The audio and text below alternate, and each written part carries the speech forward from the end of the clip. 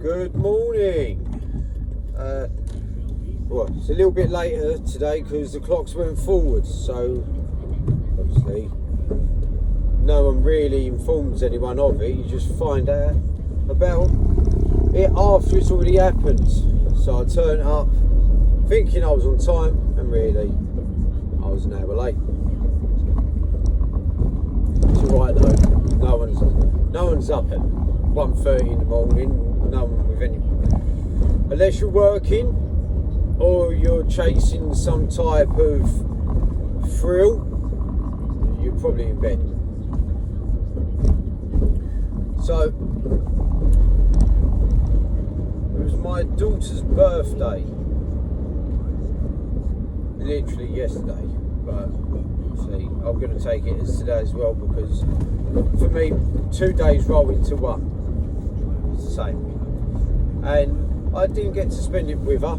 She went with her mum down to her nan's, and they've all been in Bournemouth for the day, all of them. And I suppose I could touch on a few things. First of all, how expensive it can be when your children grow up, because she no longer wants doll houses and dolls and little girly things like that. She's starting to grow up. She's 8. She wanted a virtual reality headset. Now, the money for me isn't a big deal. It's the fact that they're getting something with so much technology and so much. I mean, the advancement in it is just. This is her generation. This is what us as. Like, I was MTV generation. I grew up with Beavis and Butthead and Ren and Stimpy. So, like, PlayStation 1 just come out when I was about 12, 11. Before that, Super Nintendo, I used Nintendo, or Sega. It was always either Nintendo or Sega. That's it. Again, that's something that the kids nowadays will never understand. You know, whether you was a Mario or a Sonic fan, you know. You couldn't play Sonic on Nintendo, you couldn't play Mario on Sega. So you had to have either, if you was rich, you had both, or if not, you just. And Ruby at the age of 8, so I was about Ruby's age when I received a Nintendo. I was about 8, 9. Now I remember playing Duck Hunt and thinking how realistic that was. You shoot the TV screen through a laser gun, and you'd score your points on how many ducks you shot. I even remember the little dog used to run out and pick up the ducks when you shoot them.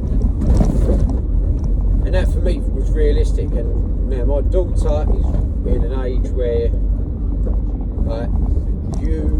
it's so realistic. I've seen videos of adults with virtual reality headset running into things where it's so realistic for them. For her growing up, this is just going to be her version of Nintendo, which is scary, because think about what the next generation is going to grow up with. So for us, it's unfathomable. We can't picture it, but everything evolves. It's coming. And then I'm looking at the pictures the missus sent over, and the videos, and I started to see an actual little girl. You know, the little girls that I used to be in school with, the little girls that, I mean, I played with girls, like, in terms of playing sports. Like, for me, it doesn't matter if you're a boy or a girl. If you played football, lovely, just put our boots on. In fact, my best friend at school was a girl, because she was a good footballer. She loved football. We had that mutual love. She was a Tottenham fan. I liked Man United at the time, purely off Eric Cantona. And sorry about the darkness, but obviously daylight savings time again on the A406, so it's pitch black. But yeah, we're going to drive past. I do love this. we've got all this darkness, and then over there you've got a big car park with every light on. Who is parking their car there this time of night? And then, we'll turn the lights on. Crazy what this city is. Anyway, she's becoming a little girl that's got her own likes, and like her personality now is starting to cement itself. These are the years where change is hard because she's going to be set in her ways. But it was the fact that I resonated with the fact that I have a little. I've always known I've had a little girl. It's not like I'm an idiot. Like, I just thought that there was just this person there. But from the little baby that I held, and the nurse gave it to me, and just day upon day, week upon week, month upon month, it's what we take for granted as adults. We just think like, oh, tomorrow's promised. It's not. And that little baby that so helpless is not the right word, but they're reliant on you as a parent for everything, for their food, for their warmth, for their care, for their nurture. And all of a sudden there's this 8-year-old that's a matter of, like, you double her age, she's 16. That's it. At 16, old enough to start really making her own decisions in this world. That's how quick the time goes. And that's how I've always gauged things. If you halved a year, your age, if you halved it and you was that age again, what would you do differently? And where do you want to be if you was to double your age? Where would you want to be in your life? What type of car would you have? What type of house would you have? How many holidays would you have? What would you do with your family? That's how I've always gauged it. And it's like Ruby, half her age, a year older than Roma, and Ruby, double her age, is a 16-year-old girl, you know, ready to go and take the world on. And again, when I was coaching in the girls team at Wimbledon, they was 11, 12 and 13 respectively. That's 4 years, 4 years for Ruby, you know? That's Roma's age group all over again. It's scary to know that that's how fragile it is, in terms of life and how precious time is. I'm going to put a post up about it on my Instagram about you should hold on to these moments. Just know that life is only ever going to carry on. You can't rewind it. You can't go back to what you remembered. Which, if you take that into your personal life and understand that that's what cultures are, that's what countries are, that's what history is, you know, currently making history. You might not think it, but there'll be a time where, say 1,000 years down the line, they're going to recognise where the time we grew up in, you know, everything from the aftermath of the Industrial Revolution into the internet era. There's us, we grew up in the internet era. Where did it all begin? The internet. Oh, we can study us.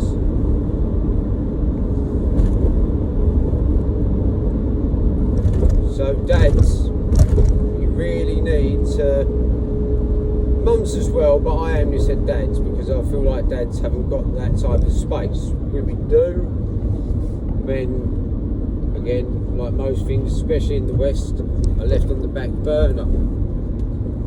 To grow moss, be forgotten about. So this space is for dads. Never take it for granted.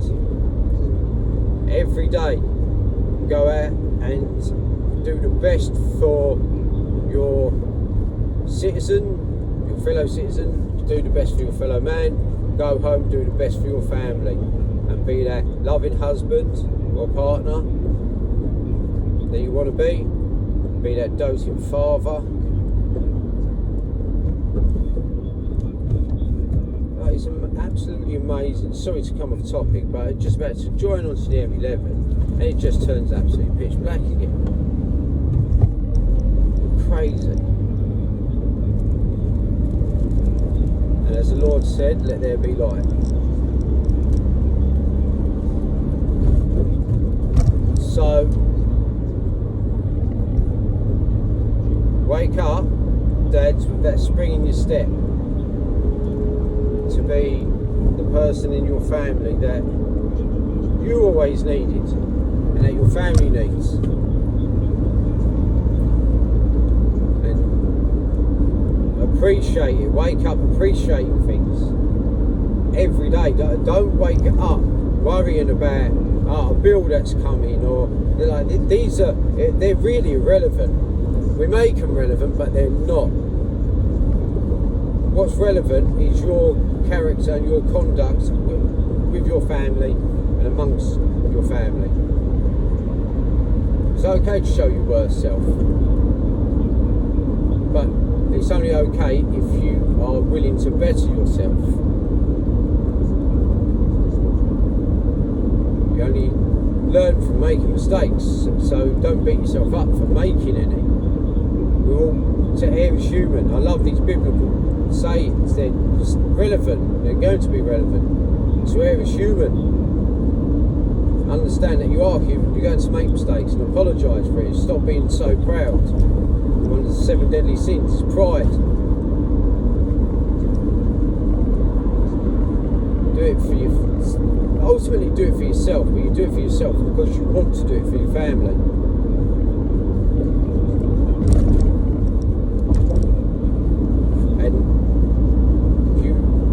Conduct yourself every day the best way you know how. The universe will pay you in turn. It's just these are universal laws. These aren't laws written by man. Just like Ruby growing up and becoming the little girl, growing into a little teen soon. That's a universal law. That's going to happen. That's nature. It's the same thing. You go out there and be the best version of yourself. The universe is going to pay you in turn. And it normally pays you double, if I'm going to be honest. It pays you double what you do. So if you're going out there acting like a wanker, you're going to get that in double. Coming back at you. You're going to meet every type of wanker out there. And some. Go out there and you're the best version of yourself, then you're going to get the best version of other people, and some. Put some VAT on that energy.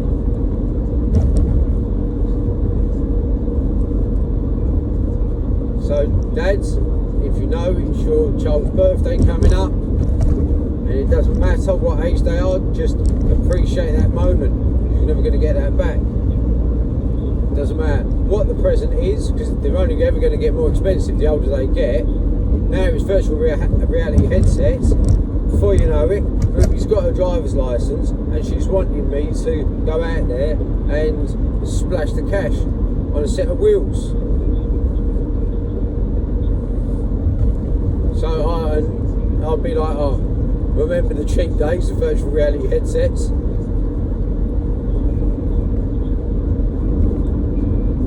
Love them, guys, love them with all your heart. They're the only ones that are going to be there for you in the end. So I'm going to leave it here and wish to my fellow man a happy Easter summer. Or Easter holiday, should I say. can tell I've been working late. Slurry words. Happy Easter holiday,